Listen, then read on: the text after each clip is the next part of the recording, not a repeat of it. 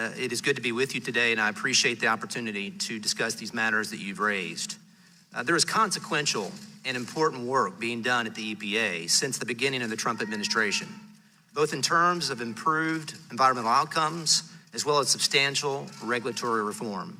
We are stripping burdensome costs from the American economy at an unprecedented pace, and we are doing this while inspiring confidence in the American people that it is government going to work with them as opposed to against them to achieve harmony between jobs and growth and environmental stewardship. In the short time of the Trump administration, we've made enormous progress as far as improved environmental outcomes. These are just a few. We have removed over 3 times the number of polluted sites of contaminated communities across the country as compared to the previous administration for 2017. And for 2018, we are on pace to remove as many as 10 times the number of polluted sites. We are working cooperatively with the states to improve air quality through the approval of 350 state improvement plans. And with regard to water, we are leading a multi-agency approach that has set a goal of eradicating lead from our drinking water within 10 years, largely through the utilization of a tool that you provided, WIFIA.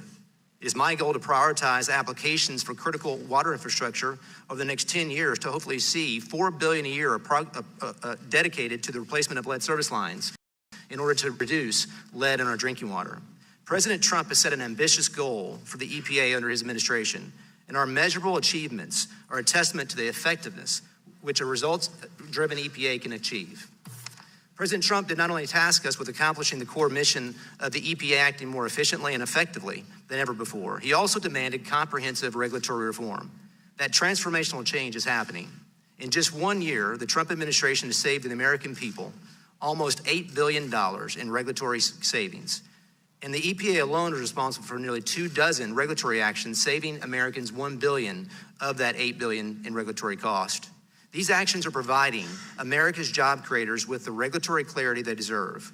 By repealing and replacing the so-called Clean Power Plan, we are ending a one-size-fits-all regulation on energy providers and restoring rule of law. By rescinding and rewriting the 2015 Waters of the United States rule, we are ending Washington's power grab over land use decisions across the country.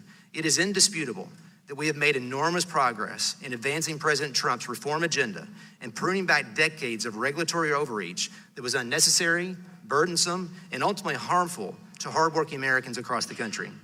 When the president nominated me to this position, I believe the work was going to be impactful, and it has been, and tremendous progress has been made. But I did not expect the work to be easy, and I knew there would be meaningful opposition. However, as I said before you today, I recognize there have been very troubling media reports over the past few weeks. I promise you that I, more than anyone, want to establish the hard facts and provide answers to questions surrounding these reports. Let me be very clear. I have nothing to hide as it relates to how I've run the agency for the past 16 months. I'm not afraid to admit that there's been a learning process, and when Congress or independent bodies of oversight find fault in our decision-making, I want to correct that and ensure that it does not happen again.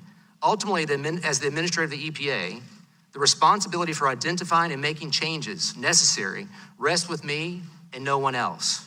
With that being said, facts are facts and fiction is fiction, and a lie doesn't become truth just because it appears on the front page of the newspaper. Much of what has been targeted towards me and my team has been half-truths or at best stories that have been so twisted that they do not resemble reality. And I'm here, and I welcome the chance to be here to set the record straight in these areas. But let's have no illusions about what was really going on here. Those who have attacked the EPA and attacked me are doing so because they want to attack and derail the president's agenda and undermine this administration's priorities. I'm simply not going to let that happen. I look forward to your questions today, and thank you, Mr.